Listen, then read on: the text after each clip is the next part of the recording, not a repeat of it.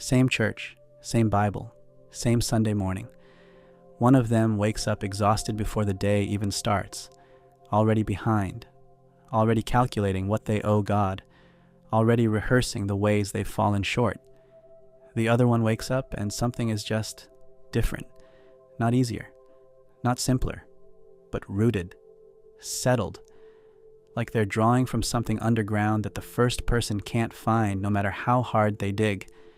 And here's the thing that wrecked me when I finally saw it.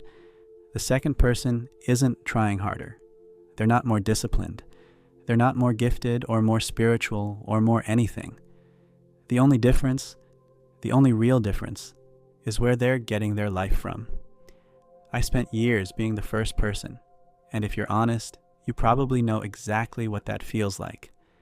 The early mornings you dragged yourself out of bed with a Bible and a guilt list, the prayer journal that started strong in January and tapered off by March, the cycle of rededication, every conference, every sermon series, every new year, where you promised God more effort and meant it completely, and then the slow leaking away of all of it.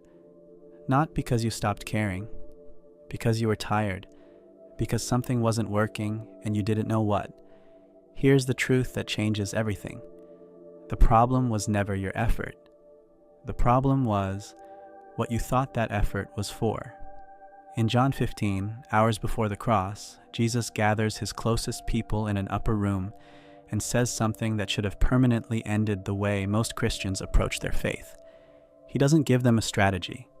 He doesn't hand them a spiritual discipline checklist. He says one word that contains the whole thing: abide. Abide in me, and I in you.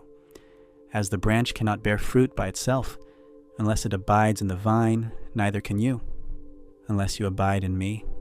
Stop for a moment and let that actually land. Not the Sunday school version, the real version, the version with all its weight intact. A branch doesn't produce fruit. A branch receives life from the vine, and fruit is what happens as a result. The branch's entire job, its only job, is to stay connected. Everything else is just the natural overflow of that connection. This is what most of us have completely backwards.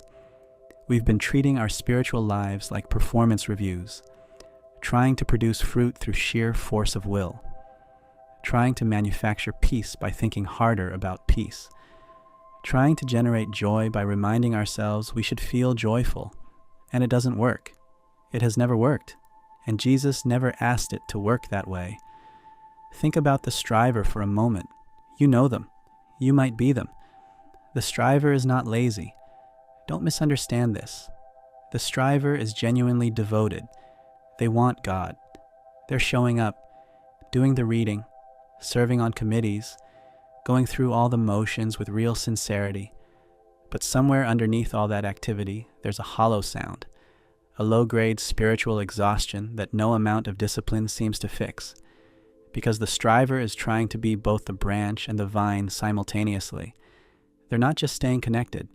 They're trying to generate the life themselves. The abider is different. And the difference is not willpower. It's not moral superiority. The abider has simply stopped trying to be the source and started trusting the source. They've discovered that the Christian life isn't a performance. It's a connection. And everything, the peace, the joy, the patience, the love, is a byproduct of that connection, not a product of their effort. Jesus said these words in the upper room the night before his death. Hear the weight of that. These aren't abstract theological principles delivered in a comfortable synagogue. This is a man who knows exactly what's coming for him in the next 12 hours, gathering the people he loves most, and saying, here is the one thing I need you to understand. Stay connected to me, not because I need you to perform for me, because I am the vine, and apart from me, you can do nothing. Nothing. Not less. Not a reduced amount.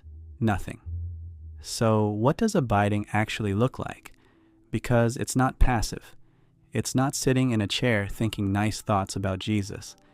It's 3 very specific shifts in how you approach your day. The first is the narrative switch. Abiding in the Word doesn't mean completing a reading plan and moving on with your day.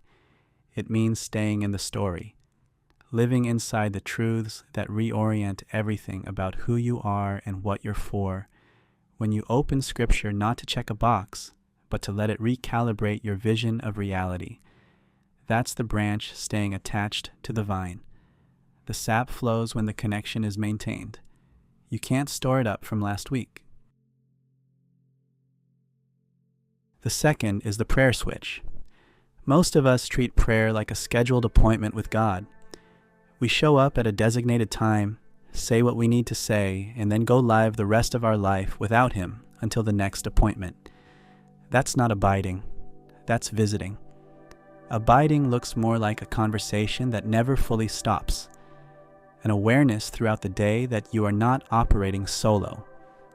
It's the difference between a phone call and living in the same house. One of those is connection. The other is just check-ins. The third is the alignment switch. Obedience, and this is the part most people get completely wrong, is not how you earn the connection. It's how you keep the line clear. When Jesus says, "If you keep my commandments, you will abide in my love," He's not describing a transaction. He's describing a flow. Sin doesn't make God love you less, but it creates static in the line. Obedience isn't about earning points. It's about removing the interference so the life can flow freely again. And here's how you know when you've drifted. When you notice these 4 signals, don't shame yourself. Just recognize what they're telling you. Drained. Not tired. Drained. The kind of empty that sleep doesn't fix. That's not a character flaw.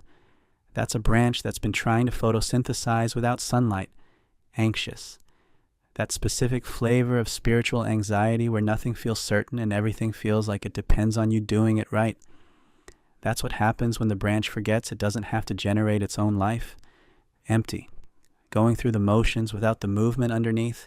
Saying the words, showing up, performing the religion while something inside has gone very quiet. Constantly striving. The relentless internal pressure to do more, be more, try harder, fix yourself faster.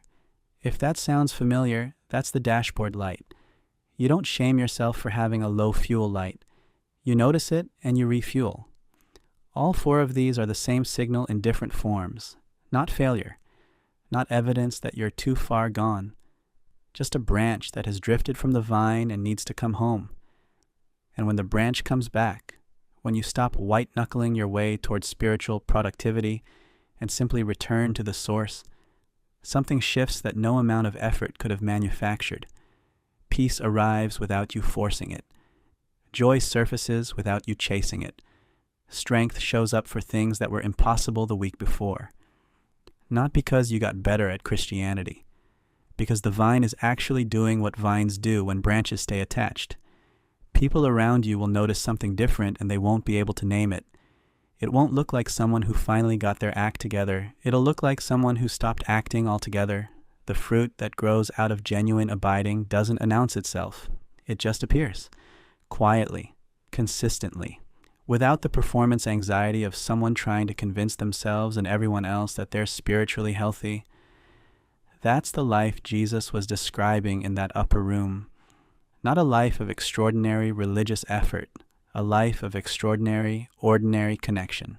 Branch in vine, vine through branch, every single day. You were never meant to produce the fruit. You were meant to be the place it grows through. So here's the only thing I want you to do when this is over. Not a resolution, not a 12-week plan, not a new devotional routine to feel guilty about abandoning in 6 weeks. Just one thing. Say it out loud, or type it, or just let it be true somewhere in the honest part of your chest. I'm done trying to be the vine. I'm a branch. And I'm coming back to where I belong. That's not defeat. That's not surrender in the weak sense. That's the beginning of everything that actually works. And probably the most courageous thing a sincere believer can do.